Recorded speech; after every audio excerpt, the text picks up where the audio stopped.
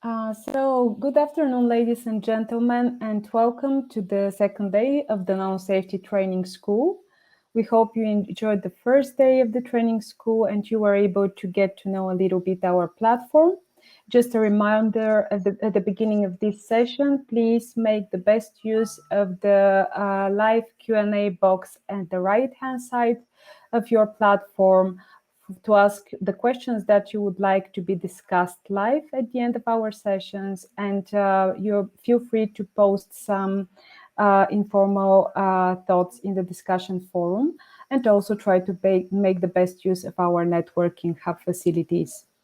Today we start our school with a session on hazard to human health and environment, which is prepared by Hedwig Brackhaus from the RIVM, National Institute for Public Health and the Environment. In this session, Hedwig and her colleagues will discuss the latest progress in nanomaterial hazard testing, and this would include the use of adverse outcome pathway concept to unravel the mechanisms behind nanomaterial toxicity. With this, I would like to give the floor to Hedwig. Welcome. Hi, good afternoon, everyone. Thank you for joining this session on hazard to human health and environment. I first would like to thank the other participants of this session for helping me to organize. So we have presentations from Sabrina Halepannavar from Health Canada, from Sam Llewellyn from Swansea University, and also Fiona Murphy from Heriot-Watt University will help out with some exercises at the end. So together with this group, we've prepared this hazard session for you. I have to apologize because we have only 90 minutes, so we decided to have a focus on the human health side of the nanomaterials. So the environmental toxicity testing will not be addressed in this session, but I think in other sessions this week you will learn a bit more about environmental toxicity testing. Well, just to have a start of this this session, we would like it to be interactive, and that's also why I wanted to start with a kind of online questionnaire, because well, I cannot see you, and well, you can only see the presenters here, and you can also not see each other. So I think it would be interesting to know from each other who we have here in this session and who is joining here, and also to know a little bit more of each other's backgrounds. This can also help us later in the discussion part after the presentations to guide the discussion a little bit better. So what I would like to ask you to do is to log into a Mentimeter. So I will try and share my screen and see if this works. Yes. So I hope you can now all see this screen with a question on it. And I was just curious to know, which city are you all calling from? Because I think we are in quite an international audience here.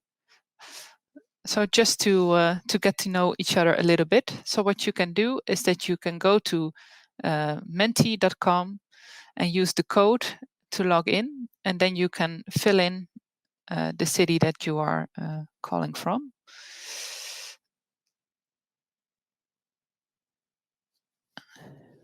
I will also try and include,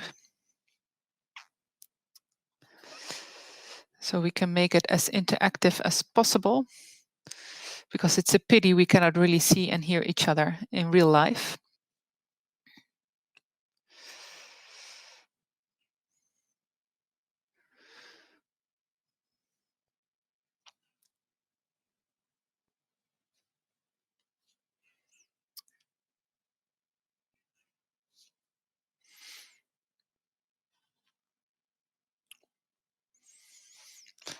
And I think it's quite nice to see that we have a lot of different cities that we are all in.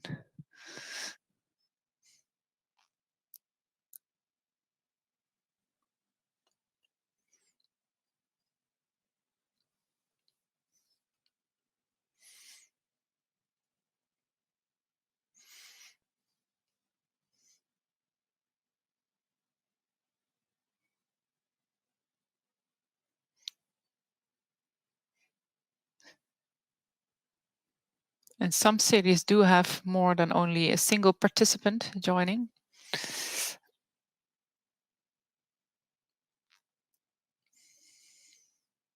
I will just wait a little bit for people to have the opportunity to log in into this Menti.com. So you can log in via the code on top of the screen.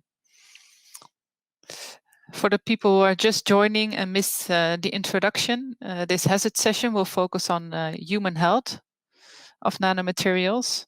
And we have different presentations focusing on adverse outcome pathways for nanomaterials and how to then identify assays to test if a nanomaterial fits into the adverse outcome pathway. And we will focus specifically on pulmonary toxicity and liver toxicity of nanomaterials.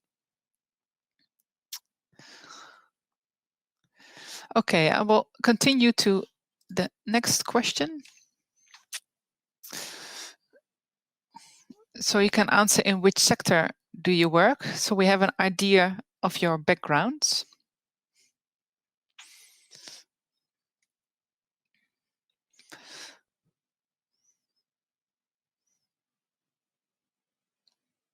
So it seems we have a lot of people from the academia working in research.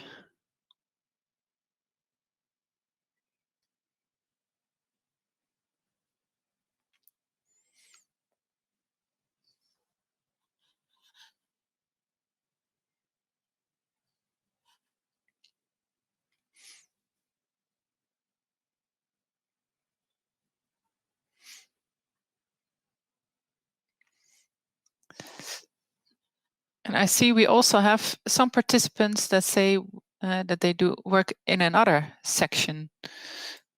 Maybe in the live Q&A or in the discussion forum, they can type in which sector they work. That would be interesting to know.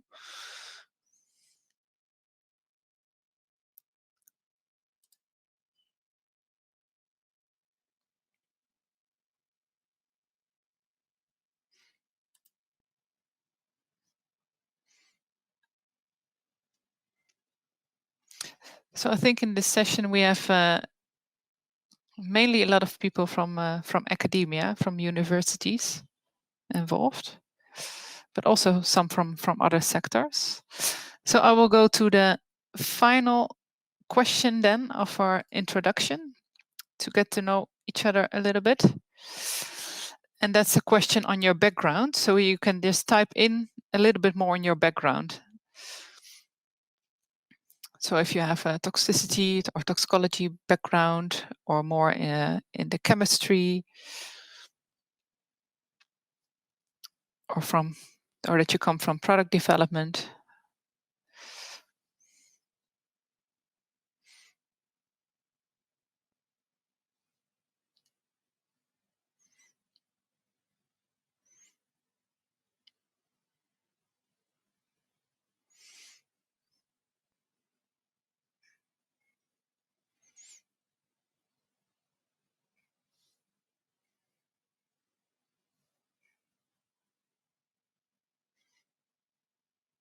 So we have a lot of people with a background in toxicology,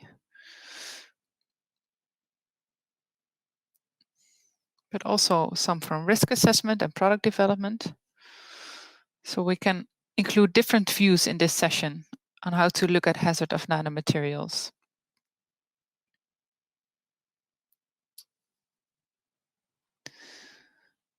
Okay. So thank you all for sharing some of your details. So now we have a little bit of an idea of our audience. And with that, I would like to introduce the three presentations. So you will now for well, a bit more of half an hour than half an hour, listen to some pre-recorded presentations. And please use the live Q&A chat box to ask your questions. And once the presentation have finished, we will address the questions. And if there's time, we also have an exercise for you. So enjoy the presentations.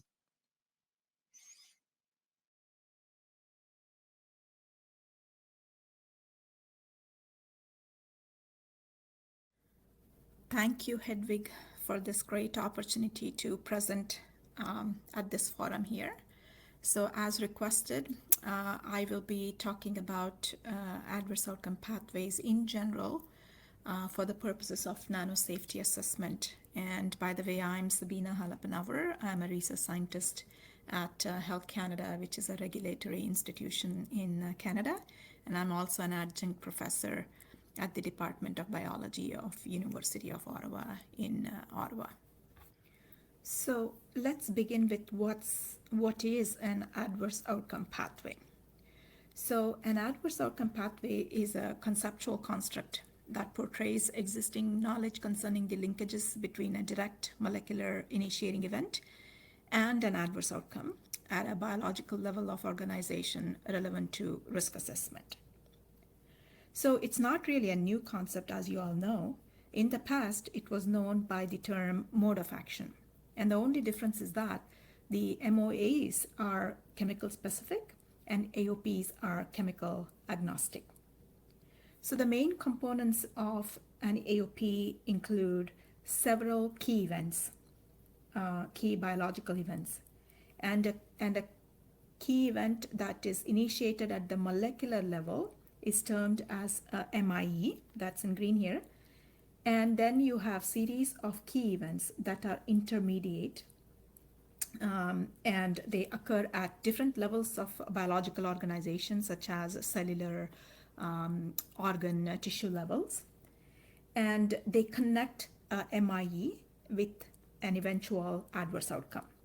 And adverse outcome itself is also KE.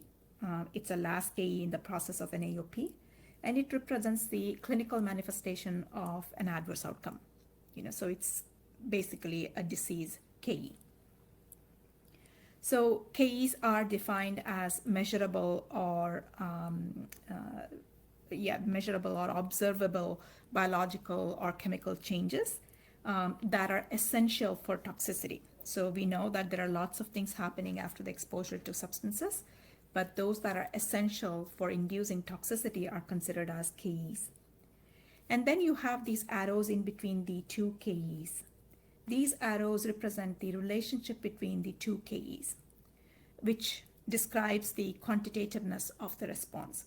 So how much of KE1 is required to induce KE2 is represented by this particular arrow, or what we call as key event relationship. So basically, AOPs enable systematic and simplified representation and organization of the complex disease processes. In general, AOPs are linear, but multiple linear AOPs may be connected in a network, which demonstrates the complex and intricate mechanisms underlying the disease process. So as you can see here, there may be multiple MIEs leading to a single adverse outcome, or a single MIE may be inducing multiple adverse outcomes. And then even the intermediate KEs may be shared between the AOPs. And networks of AOPs may help strategize screening tests. There are many advantages to developing AOPs, as you see here. They anchor the existing data to a disease process at the appropriate biological level of organization, thereby allowing us to understand what's the right measurement that needs to be made to assess the adverse outcome or to predict the adverse outcome. They also allow knowledge sharing and exchange of expertise by enabling integration of data from diverse sources and methods. And this is very important in case of nanotoxicology, where you need expertise from different scientific fields. By way of doing that, they foster cross-discipline collaborations. They do allow, as I already mentioned in my previous slide, the organization of existing knowledge of a disease process. And more than often we have it in our mind, but it allows us to put it together in a very uniform, harmonized, and modular format and easy to understand and convey. And so one of the, I must mention here that one of the best examples of multidiscipline, cross-discipline collaborations and integration of data from diverse sources, etc., is made by a recent a project that's called CHOW, which was initiated by JRC to model the pathology of COVID-19 disease using the AOP framework. I won't go into the details of it, but this was a very fun exercise which is still ongoing, and it involves people from around the world and from all kinds of disciplines, from sociology to clinicians. And it's a true collaborative project, a multidisciplinary project. You can have a look at the website for more details. So the process of AOP development itself is fairly onerous. There are many different ways of going about it. You can start with the MIE if you know a MIE and walk forward to an AO, or you can start with an AO backward to a MIE. You also can start middle way out with any KEs that you know of. So there can be case study approaches, or it can be using the data from the high content analysis, etc. There are different types of AOPs. You can have a mini AOP, you can have a putative AOP, you can have a qualitative AOP, or a quantitative or a semi-quantitative. So the quantitative AOPs are the ones that have found some uses in formal risk assessment or formal decision making. But the putative or semi-quantitative or qualitative AOPs have also an important role in providing direction to the research investments and prioritization, as well as they do generate weight of evidence in support of decision making. So once you have synthesized an AOP, you submit it to a database called AOP Y Key, which is the knowledge base of AOPs. And this goes through an internal review process just to see adherence to the AOP principles and guidelines. And then it goes out for the external review by the OECD to make sure the biology represented is accurate. And then once all of this is done, then it goes back to the OECD endorsement by the Working Party of National Coordinators for the Test Guidelines Program and the Working Party for Hazard Assessment. Then, of course, you will have publication of AOPs on the OECD site, as well as any manuscripts that you may want to publish it in.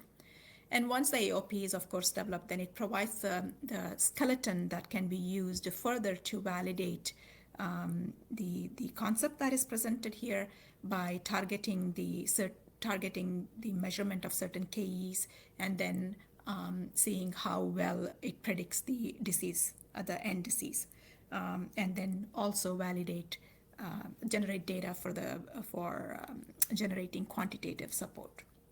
Here is just a slide showing the contents of an AOP in the AOP Y Key. So it does contain an elaborate amount of details regarding a disease process. So you can see that there are specific pages for the MIE, KE, and the AO, and apart from describing these different KEs, you also have life stages and taxonomic applications and sex applications, etc. And then you also have overall assessment of the AOP, quantitative assessment of the AOP page, and consideration for potential application of this AOP in a regulatory context, etc. So you can find more detailed guidance and training materials about building an AOP if you're interested in submitting an AOP to the AOP Y Key on the AOP Y Key site. So where are we in nanotoxicology in the context of developing AOPs? There is a recognition and acceptance that AOPs are useful. However, how far have we come in the context of developing AOPs? This is a word computing exercise showing the key events most measured in nanotoxicology studies. And this was part of an OECD WPMN AOP project proposal that was completed last year. It involved multiple OECD country participants. And basically in this slide, what I'm showing you here is the different types of key events that are measured in vitro versus in vivo. And larger the size of a word, larger the number of studies that have measured that particular endpoint. And what we observed is that what we measure in vitro and what we measure in vivo have no connection. There is a large disconnect between these measurements, and that was one of the basic outcome of this exercise that we did as part of the OECD WPMN project. But then there's a pattern that emerges, and we took some of these key events and we tried to understand how do they connect with each other and what does it mean in terms of in vivo. So the first and foremost thing for us was go through this large literature database that we had, consisting of more than 10,000 papers, and then basically identify these various key events in vivo and in vitro induced by nanomaterials and anchor them, basically anchor these in vitro measurements or in vivo measurements to an adverse outcome and in vitro measurements to an in vivo response. So here is an example. The 3 in vitro measurements that we saw in the previous slide that were most measured were cytokine, cell death, and raw synthesis, which were measured to represent inflammation, cytotoxicity, and oxidative stress events in these studies. So we know from the published literature that these are related to each other, these events. And in fact, we also know that together they constitute an underlying mechanism of injury at the tissue level. So then we hypothesize that when we see positive induction of these three events in cells, it may lead to injury at the tissue level. So tissue injury, in essence, can be measured at the cellular levels by the cellular assay by targeting these 3 events. And of course, the magnitude of this whole response leading to injury or not depends on the material properties and the exposure doses. But each of these events have multiple measurements, meaning oxidative stress may comprise of separate key events that can be measured in isolation. Also, all these 3 events in an acute scenario may imply signaling. So for example, oxidative stress can be broken down into 3 hub KEs, as you can see here, which reflect the different level of damage. And to observe injury at tissue level resulting in detrimental effects, these 3 events may need to occur. So again, in an acute scenario, just increase in raw synthesis may not be sufficient to see injury at the tissue level, maybe at the cellular level. And the purpose of that cellular level injury could be to signal the defense mechanism and to activate the defense mechanisms. However, in the presence of persistent injury or persistence of the material or repeated injury, eventually the endogenous antioxidant capacity depletes, which will create an imbalanced oxidant and antioxidant status, and that would lead to oxidative modification of biomolecules such as lipids, proteins, and DNA, which then can pose detrimental risk to the organism. So so this is a kind of in trying to understand the biology that was represented in the literature, we had come up with this mini AOP for oxidative stress, and similarly for inflammation later on you will see. And so once we knew what we were looking at, which became very clear now what's there in the literature, the next thing is to go back to the database and collect the weight of evidence to support these key event structure, this mini AOP structure, for example, to establish the KER1 and the KER2, etc. So we found that quite a few studies in nanotoxicology look at these individual KEs in isolation sometimes, which may mean nothing. And many studies do look at these three together in a study, and so we had quite a bit of evidence to suggest that these are relevant KEs, and we do have enough weight of evidence to support the KEs over here.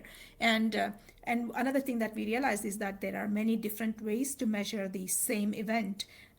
So again, this is the next question. Once you have an AOP in place, the next question is which are the best assays that can be used to measure the KE in a way that it is predictive of the in vivo response. That's the most important thing. One is the measurement of the KE, the best way of measuring it, and also how predictive is that result to predict an in vivo response.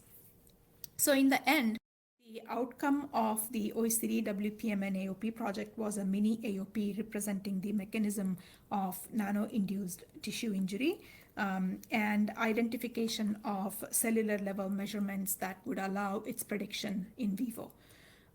So you can go into the details of this study and see how we went about doing this in this particular study.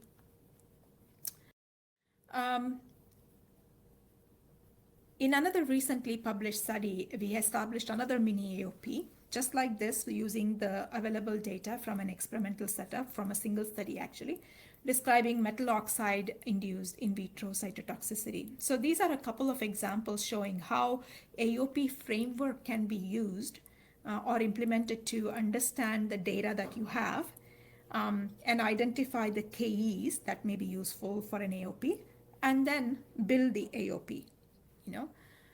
So the next example I have here is the most recent attempt to put together a putative AOP describing the genotoxic mechanism of nanomaterials. Here, a lot of what is known for chemicals was used and repurposed for nanomaterials. So the purpose of this particular slide is to say that we need not reinvent the wheels for nanomaterials. We can use what's there already for substance, for the AOPs that are already exist for substance-induced injuries or toxicity, and we can repurpose them. And there is a similar example for lung fibrosis induced by nanomaterials. This is an AOP that I have put together, and this is a putative AOP which has used the existing data for substance-induced lung fibrosis as well as data from the nanotoxicology literature. So it heavily relies on what's known for nanomaterial-induced lung fibrosis as well. This has actually undergone external review by the OECD, and the revisions are being made right now. In addition to that, there are several other individual AOPs representing the inhalation toxicity of nanomaterials. They're all under different levels of development right now. What's interesting is that they share KEs and MIEs, suggesting some common mechanisms underlying the lung response induced by nanomaterials. And these shared KEs can then help form the first-tier testing in a tiered testing strategy. Here in this example, mainly for screening inhalation toxicants. Here is a tiered testing strategy for screening profibrotic nanomaterials that we recommended in this paper here. And basically, when you have an AOP, then different KEs can be targeted, and the early key events in an MIE itself can help with the QSAR modeling, whereas the early KEs can help with the screening assays, and the later KEs, which more or less represent the commitment to disease process or manifestation of the disease itself, can be used as the predictive or confirmatory assays. So here in this, you start off with the pro-inflammatory markers. Depending on the results, you move on to the fibroblast proliferation or collagen accumulation, which is one of the indicator of fibrosis. And then if that also is positive, then you classify a material as profibrotic and prioritize it for further testing with some more advanced testing models. So similarly, this kind of a testing strategies can be built using other AOPs. So AOP building process is kind of iterative in the beginning, in the sense you start off with the toxicological data that is available for you, and you use that and put it in the context of the AOP framework, and then you identify key events and adverse outcomes, etc. Then you put together the whole information in an AOP modular format, like so you develop an AOP. Then once you have an AOP, then you design the testing strategies to measure those key events. Then you generate the data using those testing strategies, and use this data again to validate or refine and reorganize maybe the AOP. And so once you have well-tested quantitative AOP, then the data generated with that AOP as a backbone can be used in weight of evidence assessment, informing the regulatory decision making. So in conclusion, I can show a couple of more applications of AOPs.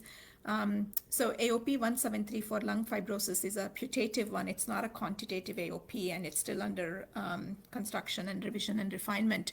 But in its current form, it has already been used to inform structure-activity relationship modeling to predict pulmonary pathology induced by multi-wall carbon nanotubes. So here, the AOP was solely used to help select the parameters for modeling. And here we did not use the MIE because the data was insufficient, but we targeted a key event, an early key event reflecting inflammation for modeling purposes. So this is just to say that you need not have a quantitative, fully developed AOP for it to be useful in your work. And the next one is that although this has not been shown, but this is a possibility. So you can use, well, if there is an AOP that is well constructed, it can help categorize chemicals binning nanomaterials. So the premise of which is that the chemicals that activate the same AOP trigger the same path to a disease can be grouped together. And more details about grouping of chemical substances based on the AOP can be found in this particular guidance document highlighted here. And in the end, AOP can also help with the IARA and intelligent testing strategies. So back in 2014, a manuscript written by Stone highlighted the short-term and the long-term needs, or the long-term needs in nanotoxicology, and highlighted various things over here that are circled in red. And looking back at the AOP, we can clearly say that if you have a well-developed AOP, it can really serve as a backbone on which this particular IATA or an intelligent testing strategy can rest. So with that, I would like to say thanks to the organizers again for this great opportunity to present. And the idea here was to just provide you a basic idea of how to go about building an AOP what are the examples that we have currently in nanotoxicology that we may use? What are the opportunities and challenges there are for developing AOPs? The other aspect of and the more important aspect of the AOP is quantitativeness, and that is something that should be covered in another separate study. And there are very good training material available on the AOP Y Key site. Please do visit if you're interested in developing one or learning how to develop one, or how to use an existing AOP, or even to see what are the various different kinds of AOPs under development, even in the field of chemicals. That's the place to go for you. So thank you again.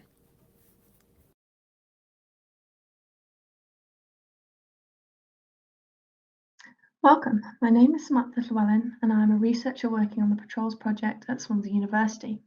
Today, I will give you an insight into the development of an advanced in vitro 3D liver model for nanomaterial testing. As a bit of an overview, the liver is the detoxification centre of the human body and the main site of secondary nanomaterial deposition following either primary route of exposure, so ingestion, inhalation, injection and dermal penetration. Yet less than 1% of the inhaled nanomaterial dose actually makes it to the liver. So the liver itself consists of two main lobes, both of which have 8 segments that embody thousands of liver lobules. These lobules are hexagonal structures constructed by repeating segments radiating out from the central vein. Each segment, as shown here, links to one another by the liver sinusoids and consists of the portal triad, so the bile duct, portal vein, and hepatic arteriole. Within the liver, there are two main cell populations, parenchymal and non-parenchymal cells. Approximately 80% of the liver volume is occupied by parenchymal cells, whilst the remaining non-parenchymal fraction is made up of endothelial cells, stellate cells, and Kupffer cells. These cells work together to maintain metabolic balance and detoxify any endogenous or exogenous toxins. Whilst it is known the liver can regenerate, even back to its full size from as little as 51% of the original mass, there is only so much damage that it can take before the progression towards permanent liver disease begins. So, for example, this slide demonstrates the progression of liver disease from a healthy liver all the way through to liver cancer.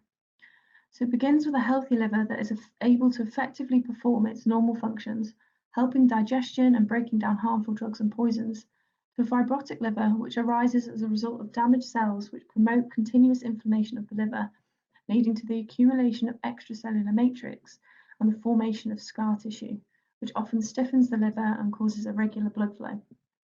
So with this restricted blood flow comes limited gaseous exchange and nutrients able to help keep the hepatocytes alive, and so excessive hepatic apoptosis and the deposition of scar tissue replaces normal, healthy tissues.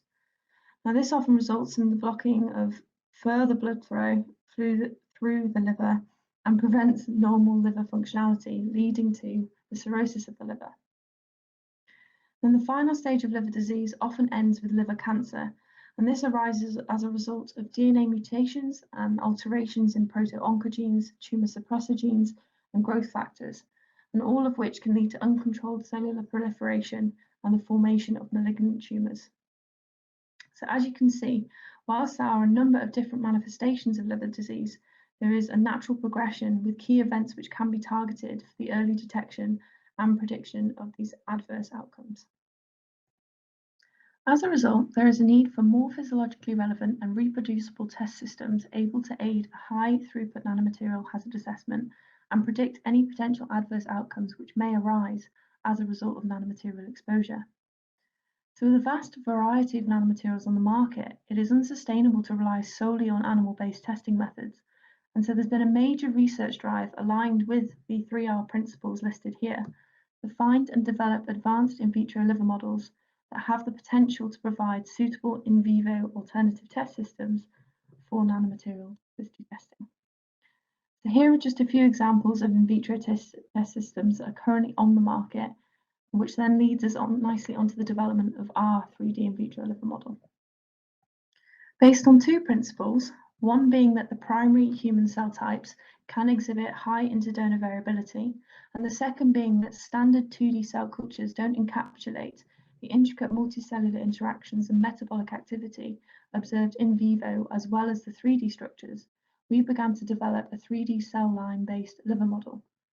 So the aim of this work was to advance an existing 3D in vitro liver model and enhance the physiological relevance, improve the capability with toxicity endpoint tests, and develop a 3D model able to remain viable for 14 days in culture. So this was to allow for both acute, prolonged, and repeated nanomaterial exposure regimes to be evaluated. So our model itself is established using a technique called the hanging drop method, which forms the 3D liver structures known as spheroids using gravity alone.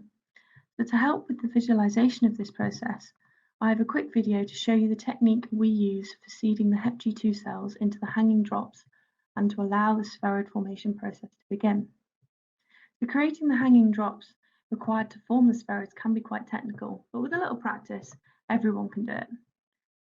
So in short, we pipette drops of the HepG2 cell suspension onto the lids of the 96 well plates. We then flip the lid and leave to hang for 3 days to allow the spheroids to form. So each spheroid consists of about 4,000 HepG2 cells.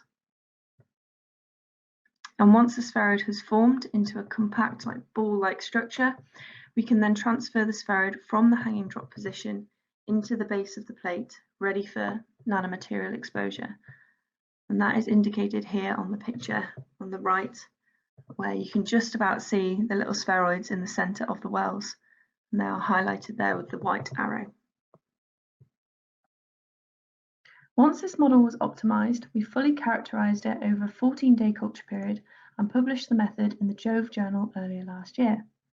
This 3D liver spheroid model has been shown to remain over 70% viable following 10 days in culture, 14 days if you include seeding time, and retain its liver-like functionality through the increased production of albumin and urea all the way up until day 14, where it begins to tail off in parallel to the drop in cell viability as seen in A. This model is easily accessible, simple to construct, and quite adaptable, allowing us to add additional features, which I will come back to later on. Following nanomaterial exposure, the supernatant and spheroids can be harvested simultaneously or independently if necessary. As a result, this 3D liver model is compatible with a number of biochemical endpoints, from cytotoxicity and liver functionality to inflammatory markers, gene expression, and even DNA damage. One key feature of this proliferating 3D in vitro model is the ability to support fixed DNA damage assessment via the micronucleus assay. So with further advancement of these models to improve their predictivity, they could provide suitable alternatives to animal-based testing methods for high-throughput toxicological screening of nanomaterials. To assess the transferability and reproducibility of the model, an interlaboratory trial was recently undertaken.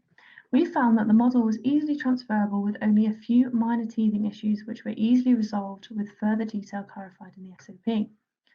So that in this part of the Interlab trial, the model was transferred from the host lab, so Lab 1, to an industrial CRO, BioReliance, Lab 2, for genotoxicity assessment. So both labs assessed acute 24-hour exposure to a positive control chemical, benzo-A-pyrene, across a similar dose range from 0 to 8 micromolar, as shown here in Table 1. For genotoxicity, the lowest observed effect level, at which the first significant induction of micronuclei was observed, was almost identical between the two labs, with a similar fold change in micronuclei seen. For the Interlab trial done within Patrols itself, a longer-term 5-day exposure to barium sulfate nanomaterials was tested in both the host lab, Lab 1, Swansea, and the transfer lab, Lab 2, Heriot Watt. The IL-8 pro-inflammatory response was assessed comparatively in this trial, following prolonged exposure to 0.2 and 2 micrograms per mil of barium sulfate nanomaterials. As is seen in this figure here, there was good concordance in the negative untreated control, with no significant difference between the IL-8 response observed in the HepG2 spheroids from Heriot Watt Uni and Swansea Uni following the 5-day exposure to barium sulfate. Both of these trials demonstrate the successful transfer of the protocol across laboratories with excellent reproducibility in hazard endpoints. This final slide just highlights the development process undertaken for enhancing the physiological relevance of the 3D liver models from the baseline HepG2 model described in the previous slides to where we finished the PATROLS project. Initial progression involved enhancing the model itself to include the addition of secondary cell types. In this case, it was the addition of liver-resident macrophages, known as Kupffer cells, as these are the main cells required for initiating an immune response to help clear the foreign material. To replicate human physiology, for every 4 HepG2 hepatocytes, we added 1 Kupffer cell. This ratio worked really well as we saw great integration of the 2 cell types within the spheroid, as shown here in this confocal microscopy image. Next, we looked to adapt the environmental conditions by replicating the oxygen concentrations available in the liver within the human body. Atmospheric oxygen is normally at 21%, which is between 10 to 18% higher than that found in the liver. In the human liver, oxygen concentrations range from 3 to 11%, so in order to represent this, we used a sealed hypoxic incubator to grow the cells at physiological oxygen concentrations, in this case 5% O2. So once established, the models were then exposed to multiple nanomaterials and specific biochemical endpoints analysed to assess the nanomaterial hazards. Firstly, we looked at prolonging the E&M exposure to replicate that of natural human exposure. Then we went on to break the exposure down into smaller repeated doses, as that again was a more realistic way in which humans are exposed to nanomaterials, the small doses repeatedly over extended periods of time. It was also considered that the nanomaterials reaching the liver may have undergone biotransformation from contact with various biological fluids whilst translocating through the body prior to reaching the target organ. So this biotransformation can transform the properties of these materials, and so a tiered testing strategy and SOP for mimicking nanomaterial biotransformation in the liver were developed. To conclude, within this project, we have developed an advanced 3D in vitro HepG2 liver model, which is able to support a range of toxicological endpoints for nanomaterial screening. This model has also proven to be successfully transferable amongst both academic and industrial laboratories alike. And alongside this, a more physiologically relevant model and nanomaterial dosing regimes have also been developed as a step closer to a suitable animal testing replacement. If you'd like to find out anything more about the project, the links to our website and social media platforms are listed here. Otherwise, thank you for listening, and I hope you found that interesting.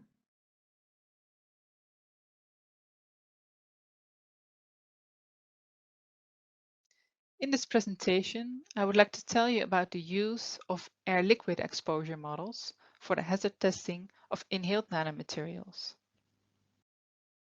Inhalation is considered an important route of exposure to nanomaterials. Because of their small size, nanomaterials can enter the deeper lungs, where they can deposit into the alveoli. Here they come in contact with the alveolar epithelial cells. In case of agglomeration, nanomaterials can also deposit in the bronchial region. From animal studies, we know that upon deposition in the respiratory tract, nanomaterials can induce inflammation. For some nanomaterials that cannot easily be cleared from the lungs, this inflammation can progress into fibrosis or even cancer. In traditional toxicology testing, cells are being cultured under submerged condition within the culture medium. And then the nanomaterials are being added to the culture medium. However, within this medium, there's a lot of proteins and salts present. This leads to the agglomeration of the nanomaterials into large clumps. And also the proteins form a corona around the materials. This really alters the characteristics of the nanomaterials. Therefore, submerged exposure is not considered a realistic exposure. Therefore, air-liquid interface exposure models are being developed. In these exposure models, the cells are being cultured at the air-liquid interface. So the liquid is only at the basolateral side, and at the apical side, the cells are being cultured at the air. Also, the nanomaterials are being exposed via the air, so there's no need to change the characteristics of the particles. There are different cell models available to test the toxicity of inhaled nanomaterials. There are models that focus on the alveolar region, and also models that focus on the bronchial region to test the effects of larger agglomerates. The different cell models have different advantages and disadvantages. Here I focus on the suitability to being cultured at the air-liquid interface, as we think this is a much more realistic exposure. For a lot of cell lines, they are not able to be cultured at the air-liquid interface, for example, because they tend to overgrow or they do not remain stable and viable at the air-liquid interface. For the bronchial cells, only the Calu-3 cell line remains stable and viable up to 2 months culturing at the air-liquid interface. For the alveolar models, there is no cell line available that remains stable and viable for a longer period of time at the air-liquid interface. So for the alveolar region, you need to take primary cells to develop a lung model. There are also different ways to expose your cells. So once you have your cells cultured at the air-liquid interface, you can choose how to expose them via the air.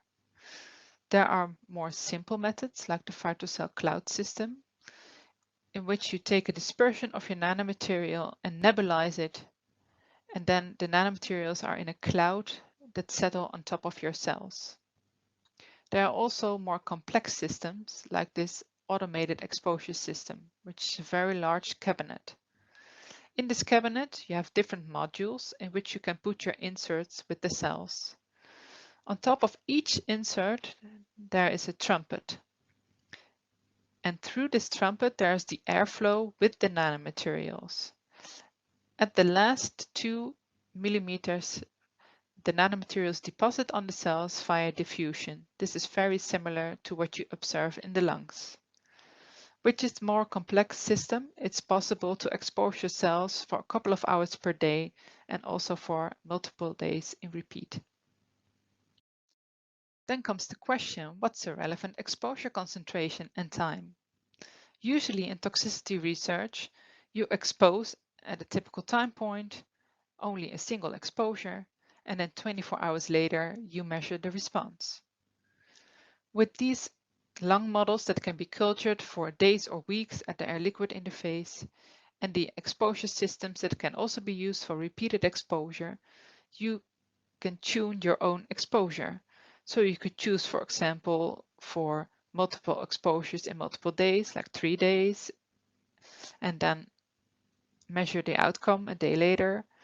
Or you can do a single exposure and look at the readouts 3 days later. Or you could try to mimic, for example, an occupational exposure setting, in which people can be exposed to nanomaterials for 5 days per week, 6 or 8 hours per day. And you can mimic this also in the exposure system. So you do a daily exposure for several weeks. And what's then a relevant readout to measure? This morning, Sabina has presented about the adverse outcome pathways. Here I show the AOP leading to pulmonary fibrosis. As for some nanomaterials, it's known that they can induce pulmonary fibrosis in animals. In the lung models, usually transepithelial electrical resistance is measured, the viability is monitored, and the release of inflammatory cytokines is being measured, as this fits into the AOP leading to pulmonary fibrosis. In our lab, we've been exposing the Kl3 bronchial epithelial cell line for 3 weeks to DQ12. DQ12 is one of these nanomaterials. It's a quartz crystalline silica that's been known to induce pulmonary fibrosis. So in our lab, we have tried to repeat this exposure via a low dose repeated exposure over 3 weeks. However, in this Kl3 cell model, we did not observe any effects of the DQ12 after 2 weeks exposure. As we did not observe any effects in the Kl3 bronchial cell model alone, after exposure to DQ12 nanomaterials, we advanced our lung model by the addition of macrophages. So now we have a co-culture model. So the Kl3 cells are cultured on the insert at the air-liquid interface, and the macrophages are added on top. The macrophages are very important in the response to nanomaterials, as they are the first line of defense. They can phagocytize the material and clear it from the lungs. Also, they play an important role in the inflammation response. Here we used either THP1 macrophages, so from a cell line, or primary macrophages from human blood. When we exposed this model for 3 days repeated to DQ12, we did observe a clear effect of the DQ12 in the cytokine response. In summary, the development of realistic lung models and a realistic exposure is a continuous optimization process. The focus is on the predictivity of the models, as the aim is to develop in vitro models that are predictive of the human situation. A discussion is about the complexity versus simplicity. On the one hand, complexity is being increased to develop as realistic models as possible, while on the other hand, complex models are more difficult to repeat in other labs, and simplicity can help the regulatory acceptance of the models. Also, robustness and transferability are of importance, as especially in a regulatory setting, lung models need to be used at different labs across the world. Taken together, it's really a group effort to optimize these lung models. I would like to thank our partners for their great collaboration, and I would like to thank you all for your attention.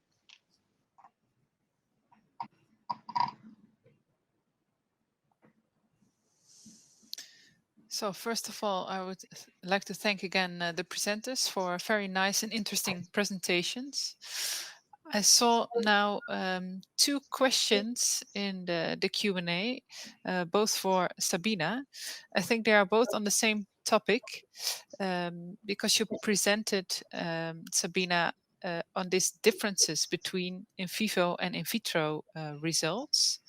So there's a question from Sandra Cruz on how should we then screen new materials in case there's such a difference between the vitro and the vivo measurements.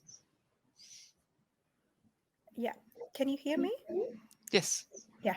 Okay, so thanks, Hedvig, again for this opportunity to present here, and it's really nice to see you all. It's been a long time. Yeah, I agree. Thanks for the question. And so the question, if I understand it correctly, is that the difference is so wide between in vivo and in vitro, then how do we screen using in vitro? So the answer is that actually it's more about understanding what we measure in vitro and what does that represent in vivo. So it's not really a humongous difference between what we are measuring. It's about making that connection. So more than often we are conducting lots of in vitro assays, but for example, we measure cytokines as a reflection of inflammation in vivo. But then what does it mean measuring cytokines in vitro to an organ level response in vivo? Because in vivo, inflammation is not just happening at the cellular level, it's happening at the tissue level. There is more than inflammation that's happening. So how do we use this result on increased or dysregulated cytokine expression to understand what happens in, for example, in a lung tissue? So that's what is lacking. So if we can understand that, and if we can anchor or make that connection between in vitro and in vivo, then in vitro assays can be used to assess in vivo response. So that needs to be made clear. And the other thing is that just by using one single assay, we won't be able to say that it is organ level response, tissue level response, right? So we may have to use more than one endpoint and more than one assay to horizontally confirm the response at the in vivo level. So I think those those are the things that we need to do, that we have to find the relevance of in vitro assays to in vivo, anchor whatever we are doing in vitro to in vivo response, and also what's exactly needed to really represent that tissue level response. Did I answer that okay for you? Yes, I think so. Yeah, I think that's very interesting. And to continue a bit on that, what do you think would then now be needed for in vitro assays? Would it be the way forward to compare like single assays to an in vivo response, or do you think it would be better if we start now already aligning different in vitro assays based on this AOPs, and then combining them in a testing strategy, and then use all this data together and compare it to vivo? Yeah, so that's like exactly what we need to do, in the sense, in one of my slide I showed you that which was the outcome of the OECD WPMN project, was that we had that mini AOP. We had found these measurements actually of cytokines and oxidative stress, etc.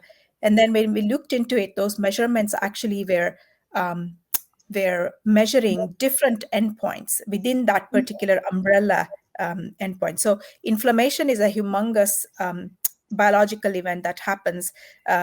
But under inflammation, there are sub-events that are happening. For example, cytokine expression, activation of receptor cells, and then the recruitment of cells, for example. So these are sub-events happening under that umbrella inflammation event. So the idea, and then if just inflammation may not induce cytotoxicity, may not induce toxicity at the organ levels, because inflammation is a defense mechanism.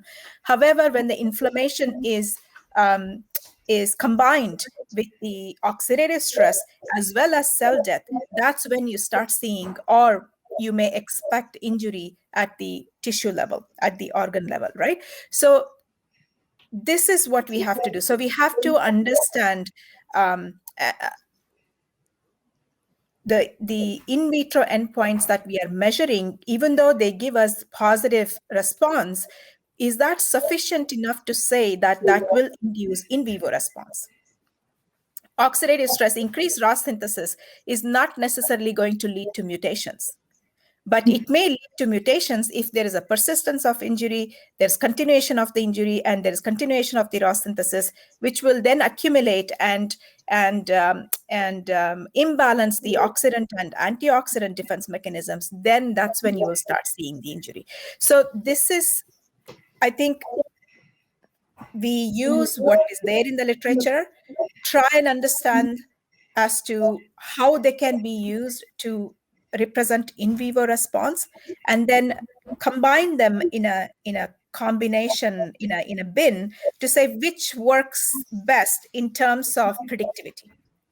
What does it predict, and how efficient it is in prediction of the in vivo response? I think that's where we are trying to move towards. And the other problem that we will have is that we don't have a repository of in vivo data against which all the in vitro data can be validated, as we have done in the past for chemical field, right? We don't have that. So then how do we validate in vitro data in vitro assays and endpoints and techniques in the absence of in vivo benchmark data? That is something that we need to think about as well. Yeah. Very important topics. There's also a question of Riquetta Loro. She's asking if the AOPs that you presented, are they based solely on in vivo results? Solely on what results? In vivo results. In vivo results. Okay. The lung fibrosis does have both in vivo, in vitro data, and other AOPs under development also may have in vivo, in vitro data considerations. They're all under the development right now. And the OECD WPMN project, of course, was based on in vitro data. The weight of evidence was taken from the in vitro studies. And the cancer study, cancer AOP that I showed, which was developed by Penny, that also has in vivo and in vitro data. Just to say that the existing knowledge was used, but not necessarily weight of evidence is gathered for these newer AOPs, which are under still development. So eventually, they may use in vitro data when they completely develop them. Yeah. Okay, thanks. Okay, there's another question I see now from Jose. For all presenters, do you think at some point will it be possible to substitute in vivo models for in vitro models? Is it for someone else? Well, maybe I can ask to Sam what she thinks with her very nice liver model. I would hope, I'd like to hope at some point we might be able to, but I think we have got quite a long way to go. Again, as you said in your presentation, that there is a fine balance between complexity and the kind of simplistic models that might be taken up for regulation and that are reproducible and limit the variation that we see in certain outcomes. However, with those kind of models that do lack the complexity, maybe they don't represent or are not as physiologically relevant as they should be to accurately represent your in vivo models. So I think it would be really, really nice if we could. And the whole, I guess, aim of a lot of these projects now is to build these models to reduce the reliance on animal-based testing. However, I don't know if the models that we have currently are predictive enough to completely scrap in vivo-based kind of testing, especially as Sabina just said, we do need the in vivo data to be able to benchmark a lot of these assays still. So yeah, I still think we've probably got some way to go, but I do think that we are making steps in the right direction, maybe. Yeah, I would agree on that. And I also would like to add that it also depends probably on the endpoint that you're trying to predict. Because I can imagine that, for example, reproductive toxicology is quite complex. So it might not be as easy to really replace this using all kind of in vitro methods. Well, for example, for acute toxicity, this might be a bit nearer in the future that we can change this.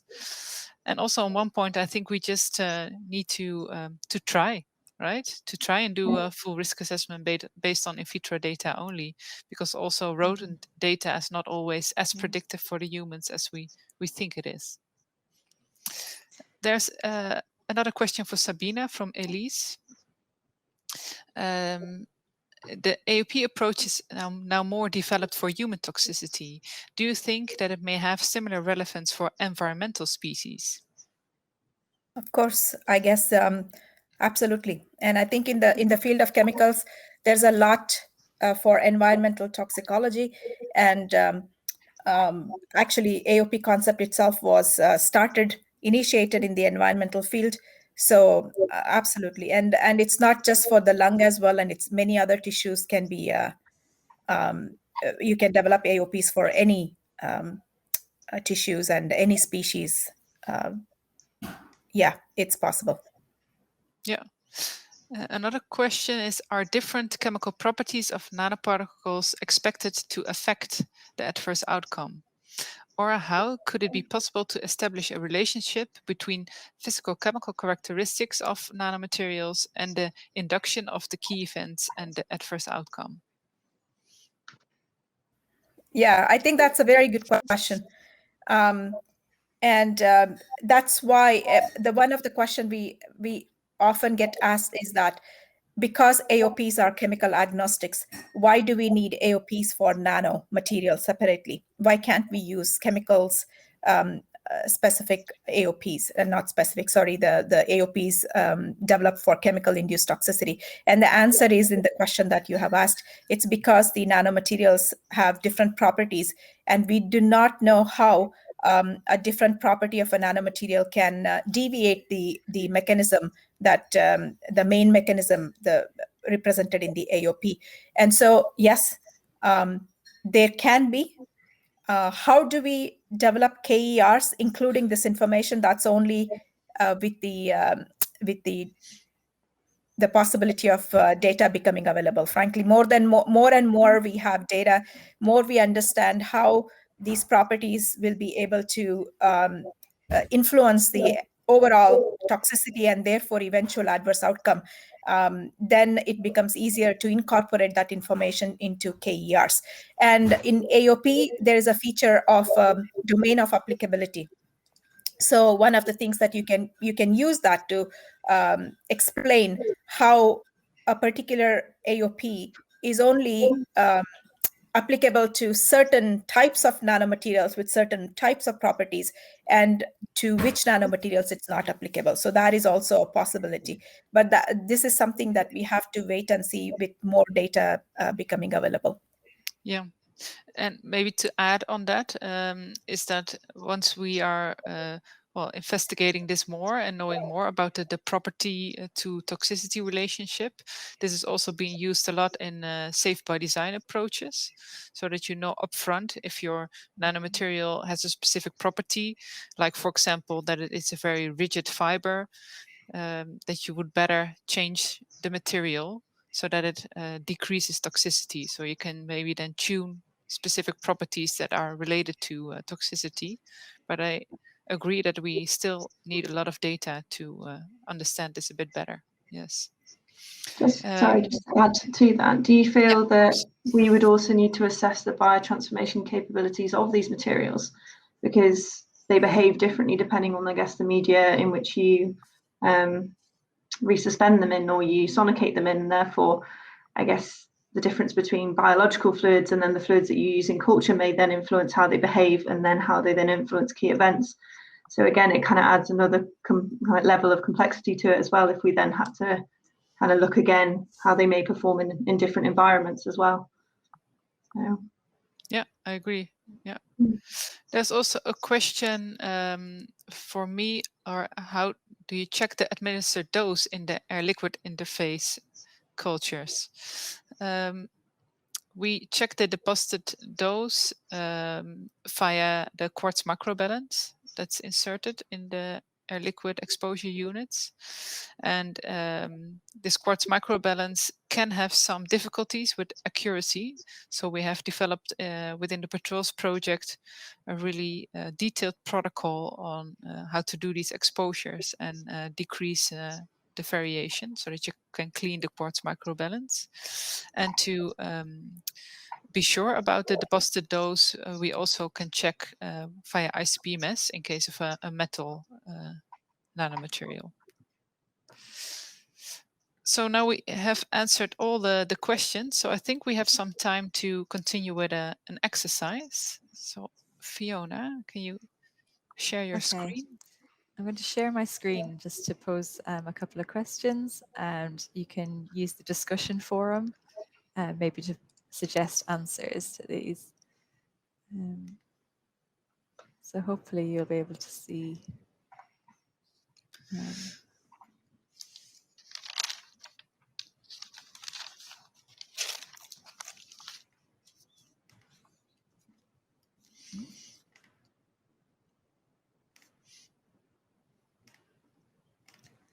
Hopefully you can see my screen.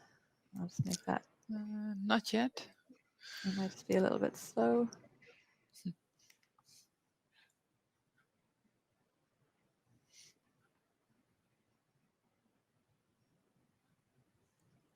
So the exercise is around a tiered testing strategy.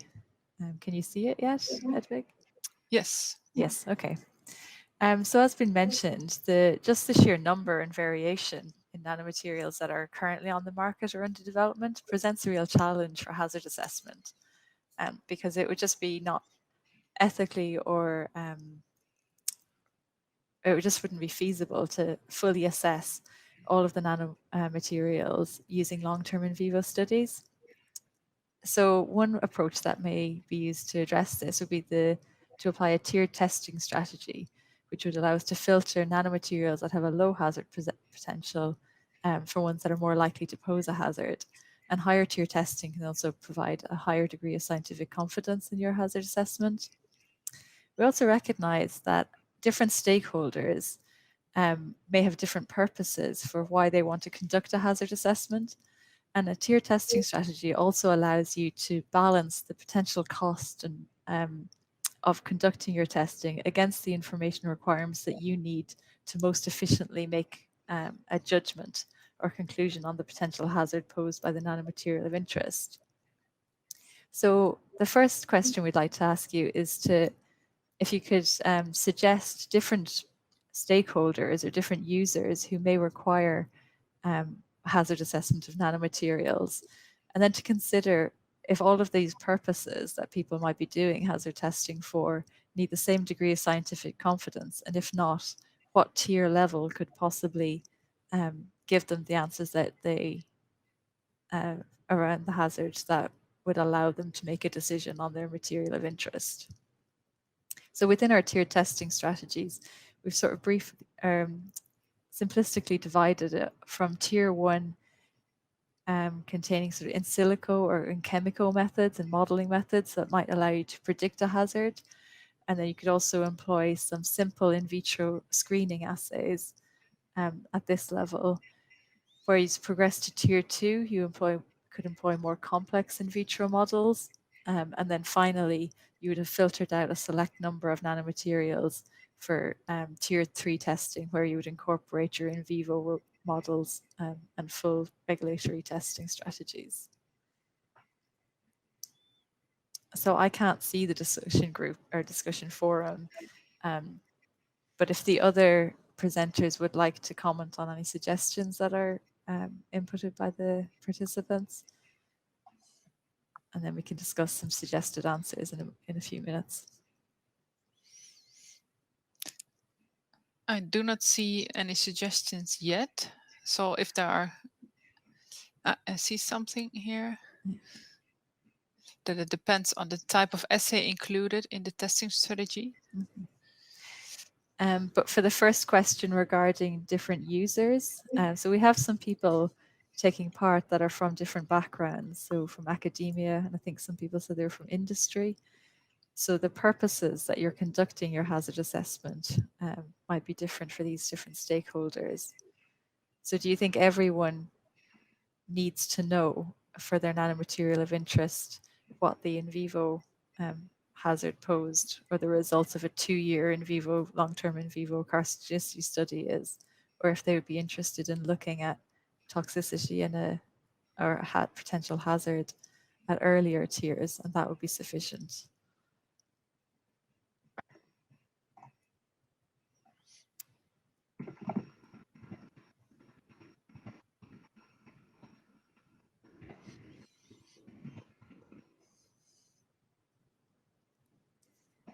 Hi, sorry, I think I missed a little bit part of the question that Fiona was trying to address here.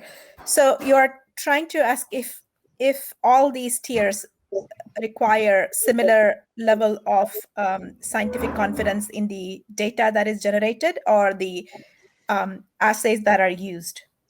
It's whether each tier will progressively increase your confidence in the hazard assessment.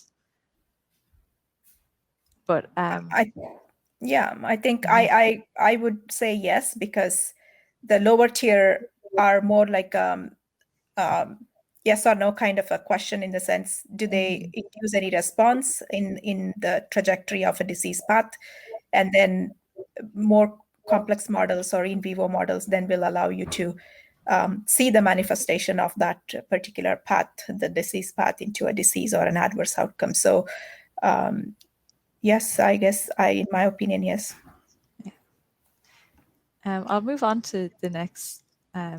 So the next slide is just to give an example of some of different purposes. Different stakeholders might be conducting hazard assessments and how these can align differently with the tiers. So as Hedvig briefly mentioned, if you were interested in incorporating safety by design, so if you're a product developer and you have a number of potential nanoforms that you're looking to further develop, you might want to know quite quickly and make a rapid decision about whether your nanomaterials may pose a hazard, rather than actually confirming a hazard through long-term in vivo studies. So at this stage, using these screening assays or predictive models and modeling approaches might be sufficient for you to make your decision. So you actually don't ever need to progress through the tiers. You're happy enough with just doing more simplistic hazard assessment. And similarly, if you were concerned about maybe exposure to nanomaterials within your facility, you might take a worst case scenario or a precautionary approach and just compare, using simple assays, your nanoform or nanomaterial with ones of known hazard. And if they're shown in simple in vitro assays to also cause cytotoxicity or pro-inflammatory responses in acute assays, you might just take then the precautionary measures that are employed for this other nanoform that has undergone much more extensive testing, and just directly apply that to your one without actually conducting the testing. It might be more cost effective for you just to do that rather than to invest in understanding the full hazard presented by your particular nanoform. However, as we said, as you progress through the tiers, you do increase your understanding of the hazard posed. So if you're interested in getting a better mechanistic understanding of your materials, the tier sufficient, because they would be largely based on much broader measures of a hazard response rather than the pathways that might be involved or the interactions between different cell types in your complex models. And then finally, if your purpose for testing was for regulatory reasons or to inform a risk assessment, you're most likely to still require some in vivo testing at this stage, whereas the information generated at the earlier tier levels would probably not be sufficient for you to make a confident judgment in the hazard posed by the nanoform. So then also briefly, would like you to sort of consider, if you were to generate a tier testing strategy for nanoforms, what different tests or example models or assays could you include at each tier? And would you set particular criteria to differentiate between your tiers? Or how would you go about generating a tiered testing strategy? And we've just included some examples and some prompts for each tier on the screen here. But if you have any particular examples in mind, or models such as the one that Sam presented, which tier do you think that should fall under, or would you put that under? Yeah, so you can again add something to the discussion forum. I see a comment here from Magali Foret. The comment is about that a high level of confidence from the in vivo assays that remains requested for regulatory approval. So hopefully the development of in vitro validated methods can be developed for endpoints like carcinogenicity and specific tissue damage. I think this, we can all agree on that. That it would be very helpful to have validated in vitro methods or a test battery that we can rely on for more complex endpoint, and that this can also be used for regulatory approval. Just having a thought. Do you think we could use some of the AOP frameworks to highlight or indicate maybe a couple of kind of in vitro based assays that would be targeted towards key events that could form like a toolbox of predictive, I guess, assays for, say, like a tier 1 level? So I don't know, depending on the application of maybe the nanomaterial and how much of the material is actually released into the environment or will come into contact with humans, then maybe say if it was say if it was a material that wasn't highly released or was highly unlikely actually to have direct interaction with humans, if we had enough faith in our toolbox of in vitro tools early on, so say in tier 1, and we then saw no outcome from that in terms of any indication of toxicity, do you think then that would be enough to kind of give that indication of that could be a good safe by design material to then take forward, or do you think we'd still have to go through all tier processes regardless of the application of the material at the end of the day?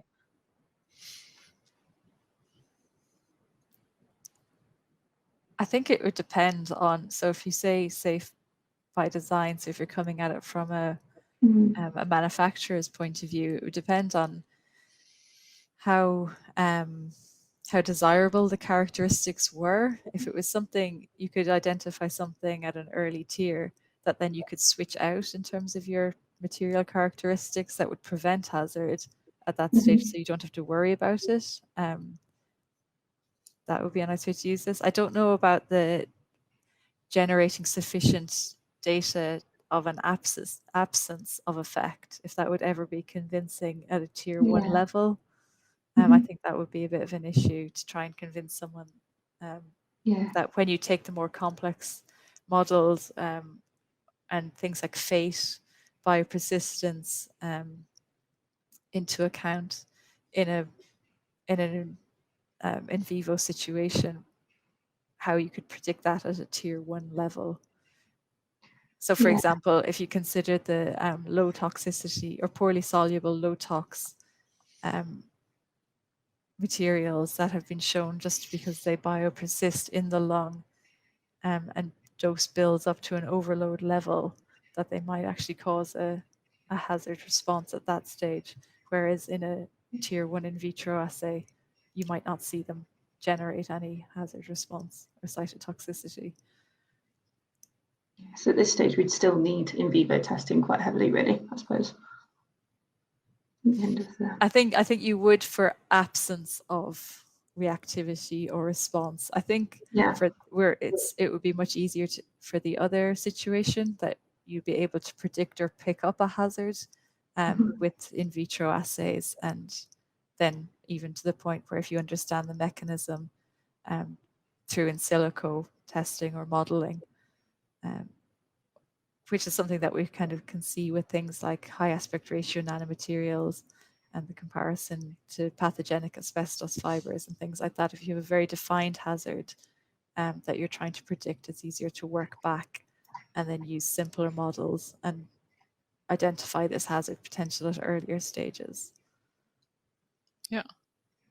There's one comment in the forum from Jose. You can build a good testing strategy using the first 2 tiers as a starting point to determine the possible general toxicity. That could be like including oxidative stress and inflammatory response and nanomaterial interactions. But he thinks it also depends on the use that the nanomaterial will have. I think this is a very valid comment.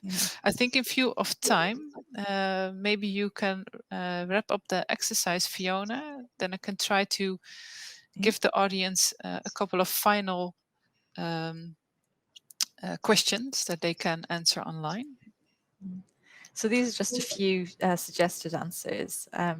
So at tier 1, you could use structure-activity relationships to model or predict your hazard, or acellular assays that look at very specific physicochemical characterizations, or then simple in vitro studies, high throughput systems, 2D culture, things that would allow you to very rapidly make a hazard assessment using broad spectrum toxicity markers.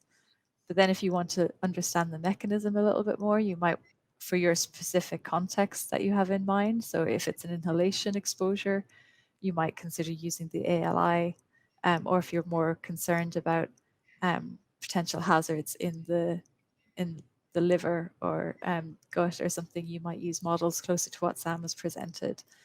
You might also want to consider moving towards co-culture models or microtissues, and this will allow you to assess endpoints that might relate to specific key events, or also to probe key event relationships using multicellular systems at this level. However, it's important to point out that tier 1 assays might be quite heavily used and well characterized, whereas at the moment, a lot of tier 2 assays or assays that might fit into the tier 2 level are under development and will still require a lot of validation. And And then at tier 3, we did suggest at this stage you would consider using in vivo models. And this could also be using very short-term in vivo models to allow you to address, to identify a hazard, or then to full-on complete large-scale test or longer-term testing, such as OECD test guidelines, which might be up to a whole life or 2-year study in rodent models.